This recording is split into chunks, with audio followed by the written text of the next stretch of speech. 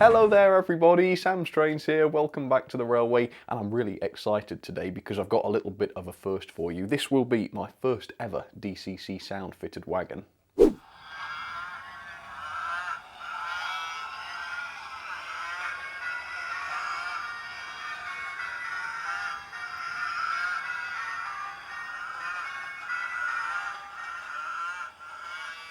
So when Hornby first announced their DCC sound wagons, or their TTS sound wagons, I actually misunderstood the concept slightly. I expected the wagons to make the sound of wagons as they run along to give a bit of rolling stock ambience. Well, it turns out that isn't the case at all, and in fact, if what I've heard is correct, they don't make any rolling stock noise at all. They're actually designed to sit on the layout and create sort of general ambience rather than specifically rolling stock ambience. So that is pretty interesting. So I've got one right here. Here it is. Now, the RRP for this is pretty impressive. It's £39.99, and I bought this from a retailer for £35. Now, if you actually break that down, there's some astonishing value for money going on there. Generally speaking, a TTS sound chip costs about 30 quid if you buy it on your own, and given that I paid 35 quid for this whole lot, that leaves £5 for the wagon, which as you can see is a Hornby Railways wagon, and it's also weathered.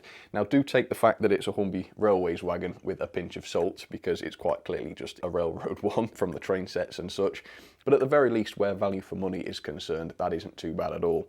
So hope you enjoy this one. Today we're going to be taking this out, playing some of the sounds, and also thinking about this conceptually. Is this a good product? Does it actually fit into model railways, and who might this be aimed at? So let's find out and see what this is like. So yeah, as you can tell, this is in the standard Hornby packaging for rolling stock, although I think that's absolutely fine because obviously the extra DCC features won't make this any more fragile because they're all hidden away inside. But I will be interested to see how the pickups work. I'm also wondering, is it a normal TTS decoder? Does it have an output for locomotives, or has it been specifically designed just to produce sound? I'll be interested to find that out. Either way, if I show you the end of the box, you can see the product code for this one, which is our 6925 TTS. It's a BR 10-ton vent van, and it's also heavily weathered. And yeah, it's worth pointing out that unlike Bachmann rolling stock, this did not cost an awful lot more with the weathering, so that's pretty decent. Let's get this out then. Obviously there's nothing on the back of the box, so we can get this out immediately and find out what this is like. I'm hoping this comes with some sort of instructions because I want to see what sounds this thing can produce. It's got to, hasn't it? Yes, I can see some in there. Either way, there we go, there is the wagon. It doesn't feel a lot heavier, actually, than a standard wagon. In fact, it does feel heavier. I shouldn't say it's the same weight, but it doesn't feel a lot heavier. That's what I was trying to say. Okay, let's grab the instructions then. So this is Vent Van 2. And yes, they did release a Vent Van 1, I believe, with a different set of sounds. So let's get this open then and take a look. What we're looking for is the list of functions with all the sounds on it. And yep, there they are, I think, at the back. So, man, there's quite a lot of stuff on here. Let's have a look at some of these then. So, station sounds, electric trains departing and arriving, steam locomotives, passing flat wagons. Oh, there are some wagon sounds then. That's pretty good. I don't think there was on the first lot. Yeah, you can see the list there. They seem to have different lengths. I think these maximum wait times must be the lengths of the samples. So as you can see, they're all relatively short. The longest one I can see is 29 seconds. It's that diesel double-decker bus. Okay, that's fair enough. And there's different sound types as well. You can see some of them are loops, which means presumably they'll play continuously. A few of them are random looping, which is really clever. That means that you'll have different sound loops, presumably, that will loop at random to give you a more haphazard sound. That's really cool. And then obviously just the single play, which you just play the once, presumably. Whether this will allow any polyphony or not, I'm not too sure. You know, can you play multiple sounds at the same time? It's twin tracks, so presumably that means you can play two at once, but I guess we'll have to find that out for ourselves. So yeah, that's pretty handy. I'll keep hold of that actually, because it will be useful to know what sounds this can make. For now though, let's have a quick look at the wagon. Obviously the details and such on the wagon are not the focus today, although I will spend a bit of time looking at them. But yeah, just to prepare you for the fact that it's not going to be that in-depth. Okay, now that I have the wagon on its own in my hands, yes, it does feel quite a lot heavier than the standard wagon normally does. Now, I've just spotted something absolutely bizarre, and I'll try and get some shots of this. Some of the wheels have two sets of pickups going to them, but one set is bent away in every case. In fact, they all have two sets of pickups going to them, but some of them are just bent up inside the chassis. Why have they done that? Is it a standard pickup strip, perhaps, that they've designed to work with different rolling stock? That's really odd. A bit shoddy, though, because some of them are just bent back out the way. I don't particularly think that's very good. And obviously, because they're on the wheels and not the axles or anything, there's quite a lot of friction there. As you can see, the wheels are not free to spin at all. So how functional this will be as an actual wagon, I'm not too sure. There's definitely going to be a lot of drag there. But then once again, is this intended to be pulled around on a train? I'm not sure. I imagine it's supposed to be just left in a siding, isn't it? But that's a waste of a wagon. I'm going to get this one running, see how it works. Anyway, here's a few close-ups then. We'll take a quick look at some of the details and then we'll get on to testing the TTS sound. Okay, so there it is then, a close-up of the 10-ton vent van, and as good as it looks, I do think this would have been more suitable in the Hornby railroad range. Now, I'm not criticising or anything, I'm literally just saying that because everything about this suits the railroad range better than it does the railways range. So the price, first of all, yeah, 35 quid for a digital sound fitted wagon. That's pretty railroad-esque pricing.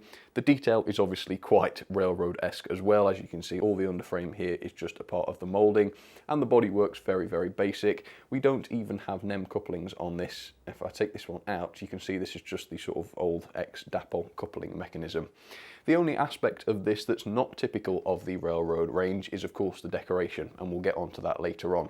Now, don't take that as a criticism, Hornby, I'm not criticising that at all. I just think the railroad railway system is a good one, and I use it myself to help me gauge what it is I'm buying and what sort of product I should expect. So it's all about meeting expectations. I mean, for example, in this video, I didn't really need to take a look at the detail on this wagon because it sort of speaks for itself, but that's what people expect me to do, and so that's what I've done, and that's quite important with this hobby in particular.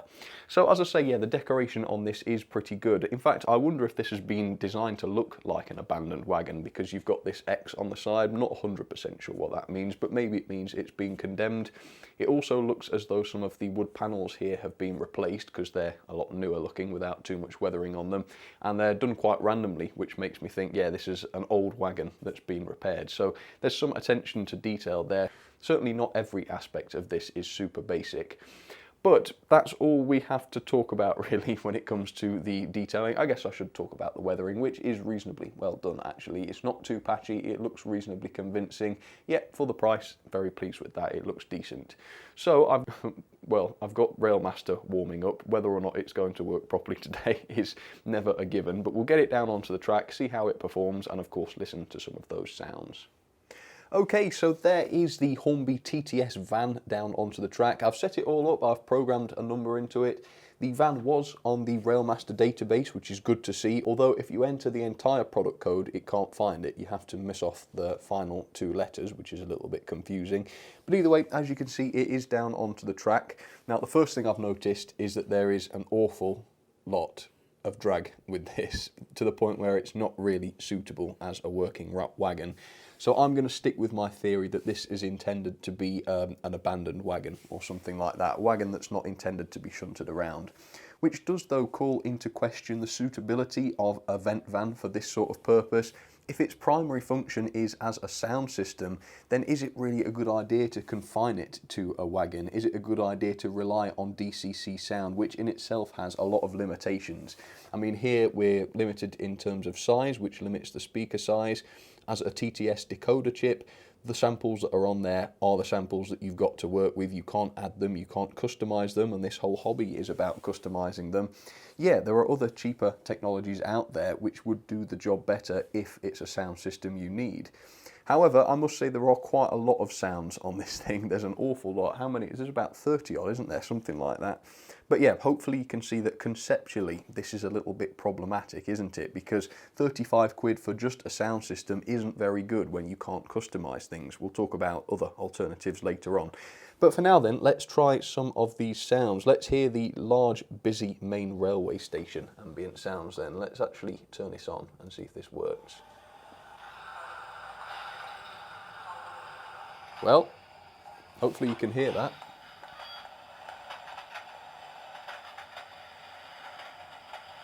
So the sound quality is about in line with other TTS chips, I would say. It is a little bit tinny.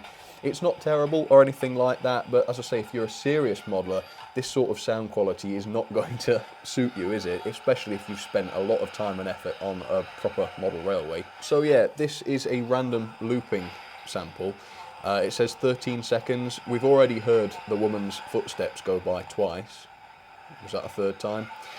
So yeah, the sample size is a little bit of a problem, I guess. Yeah, there's not a great deal of variety there, but there are lots of different options. So we have an electric train arriving. Oh, nice fade out there, that's pretty good. Let's hear the electric train arrive.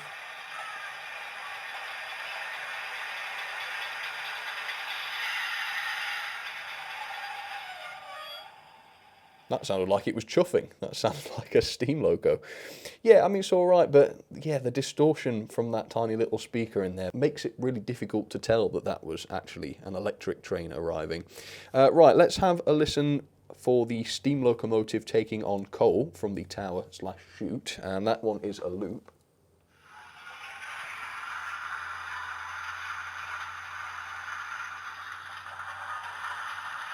Yeah. You see, the sound quality's not amazing. To me, that sounds like white noise. Hang on, that was supposed to be a loop. That's function 4. Yeah, that's supposed to be a loop, and it does not loop on Railmaster. Oh well. I was going to try and layer two sounds together, but it just seems to stop. Yeah, that's not recognising it as a loop, which is a bit annoying, isn't it? Right, well that function 0 did, so let's turn that one on. And let's try something else. There should be some sheep on number 12.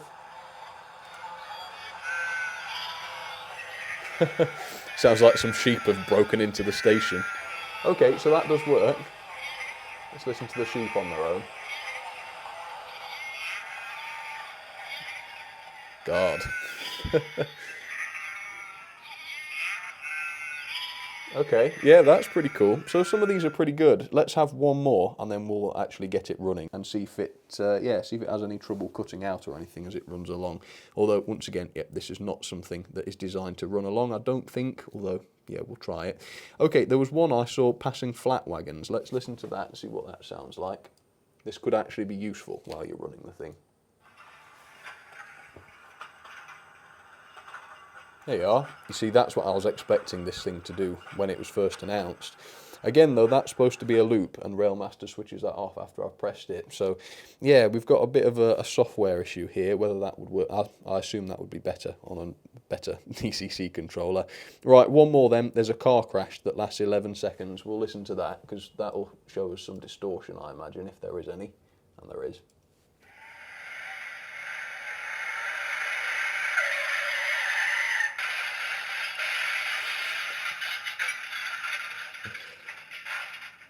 Yeah, that is marvellous. That's very, very good. Right, so yeah, they're not too bad at all. So let's see, can I find a sound effect that stays on and doesn't just turn off? That's a level crossing.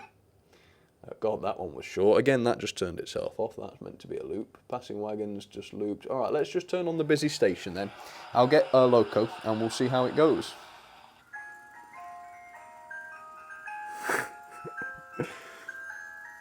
This is like beautifully surreal. It's like I'm being hypnotised. What an experience. This is killing me, I'm sorry.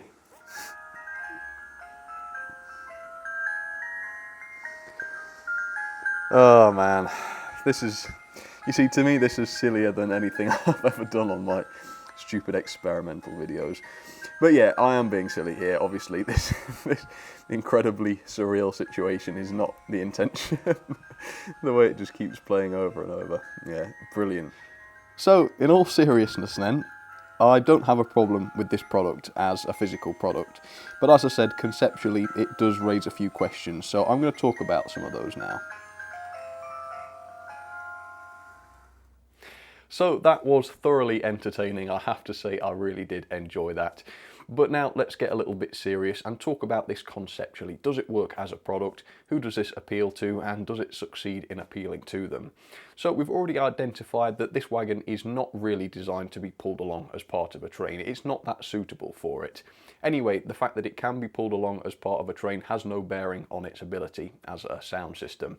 So for this, we're going to think of it purely as a sound system. We're going to forget that it is a wagon too, and so we're also going to take 10 quid off the price. So I paid 35 quid, so if we think of it as just a sound system, we think of it as just a sound system for 25 quid. So now let's explore what this sound system actually delivers. Let's talk about some of the drawbacks of it as a sound system. So first of all, we have the actual sound quality itself. We have that really tinny little speaker, which is tiny because it has to fit inside a wagon. And obviously the sound quality from that speaker, as you could probably hear, hopefully, wasn't all that great. Because all of these sounds have been loaded onto that TTS decoder, you've also got low sample rate and low audio quality coming from that as well. So as a sound system, that is not exactly top notch.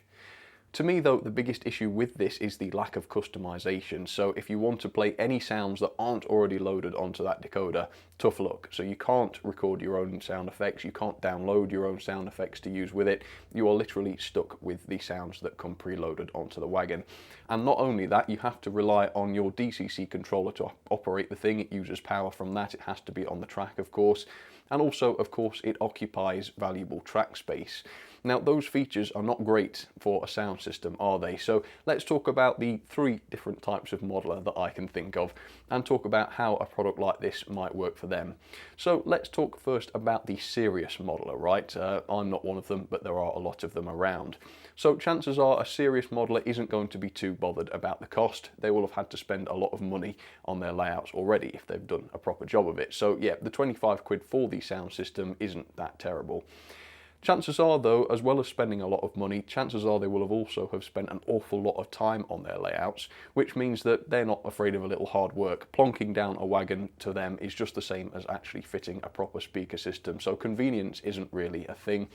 Also though, if they've spent all that time on a proper layout, they don't want to have the cheapest, worst possible sound system installed. For 25 quid you can actually do quite a lot better, and we'll talk about that next. Next up then, let's talk a little bit more about the budget modeler / casual modeler. That's probably more like me, although modeler is quite a loose term. So first of all then, that 25 quid is a bit more of a problem if everything you do is on a shoestring. And once again, as we're going to see, for 25 quid you can actually do quite a lot better.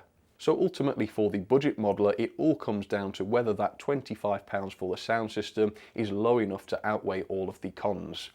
Finally then, we come down to the third category of person, and that is of course the youngster. Is this a good toy? Is it a good novelty? Now, be absolutely honest. If you could spend £25 on a video game from which you would get several hours of use, or spend £25 on this,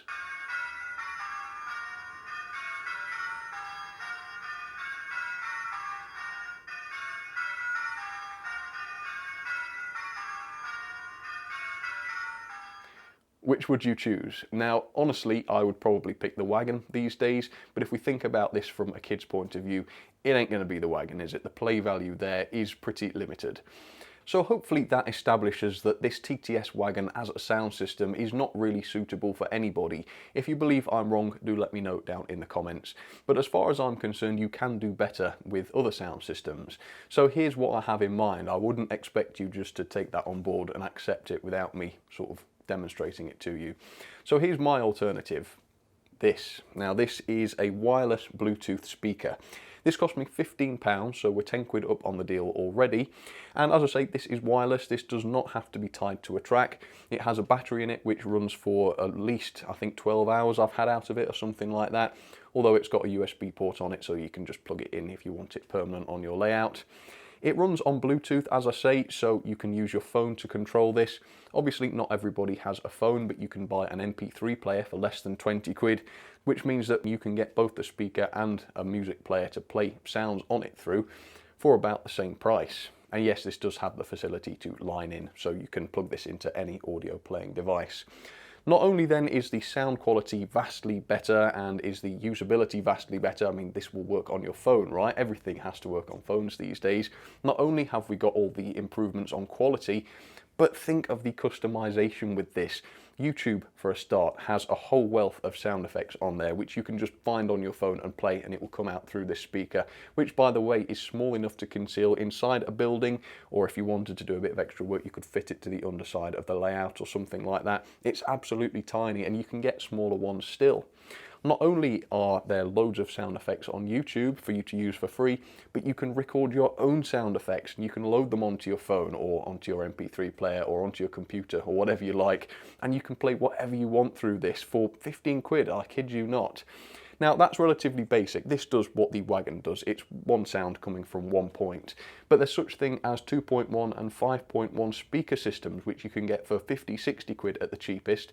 They are multi-channel systems, so if you want to do a little bit of audio mixing, you can have sound coming from several different points on your model railway and do a proper surround sound system for not much more than the single TTS wagon with its poor sound quality and its no customization.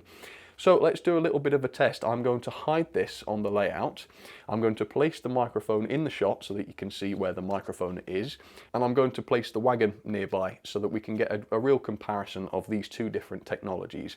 Hornby, listen, create an app that people can use with their Bluetooth speakers, or possibly even produce your own speaker or something like that. Give modelers the power to create. That's what Hornby is all about. Don't take away any of their creativity. Anyway, let's do the test. I'm going to hide this on the layout somewhere where you won't be able to see it, and I'll get the wagon running as well, and we'll test and see which is best. Oh, that rhymed. Okay folks, sorry if you can't hear me quite so well, but as you can see, I've positioned the microphone just above the layout. You can clearly see the wagon right there, and the speaker is hidden nearby in one of the buildings. I'm sure you will never guess which one. So first of all, we will play some sound from the wagon. Let's play the ice cream tune again so that you can hear what that sounds like.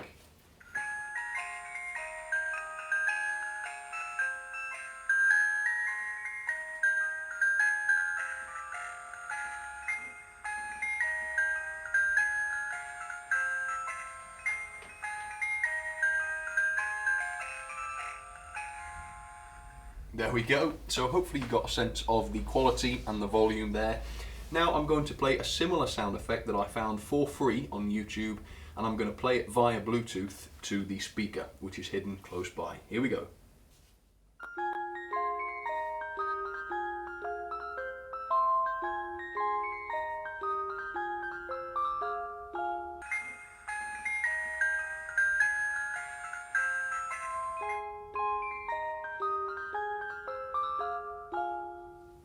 Okay, so it's clear to me that that was considerably better by a massive margin, but let me show you what some of the other sound effects sound like. So let's go with the station ambient sound effect.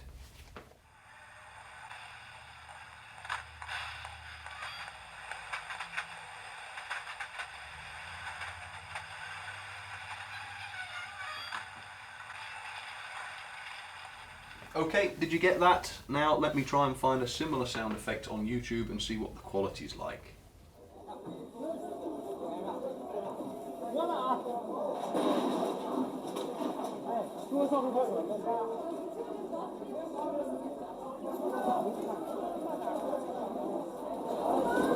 There we go. So yeah, the richness, the bass, the quality that you can just get through a much cheaper speaker system is astonishing. And of course it's infinitely customizable, so if I wanted to... Hello there everybody, Sam Strains here, welcome back to the Railway and welcome back to another review. I can play anything I like through it, which to me is an infinitely more flexible way of doing things. Right, let me reveal then where I hid the speaker. There we go, fits beautifully inside this medium-sized building. And of course, if you wanted to build this into your layout permanently, you can just hook it up via USB, and you could probably even use the line-in, the auxiliary line-in, which is on the back here, which is just a USB connector as well. So in fact, you could kill two birds with the one stone there. To me, it's a no-brainer, an absolute no-brainer. Anyway, here we go then with some ratings for the Hornby TTS vent van. Now, the level of detail wasn't that great, as you saw. We've got old-fashioned couplings, all moulded details. It's a pretty old van model. However, the weathering and extra paintwork does make this a little bit better than that, so I've given it quite a reasonable 2.5 out of 5 stars. The performance is okay. Now, yes, you've got a great selection of sounds and they do work as they're supposed to. It's not really very functional as a sound system. You can get a lot better for the same money. And it's also not that functional as a wagon, of course, because of all that drag that it introduces. So it's not fantastic there. The quality, though, has to be a 5 out of 5. It's very good and sturdily built, and it works as it's supposed to. The pickups, even though they looked a little bit dodgy, do actually work just fine, so I can't fault the quality. The value, I think, for what it is, it's quite good. You know, a TTS sound chip and a wagon for 35 quid. It's not terrible at all, but honestly, please, if you only have £35 to spend on a sound system for your model railway, you can spend that same money elsewhere and get a far superior sound system.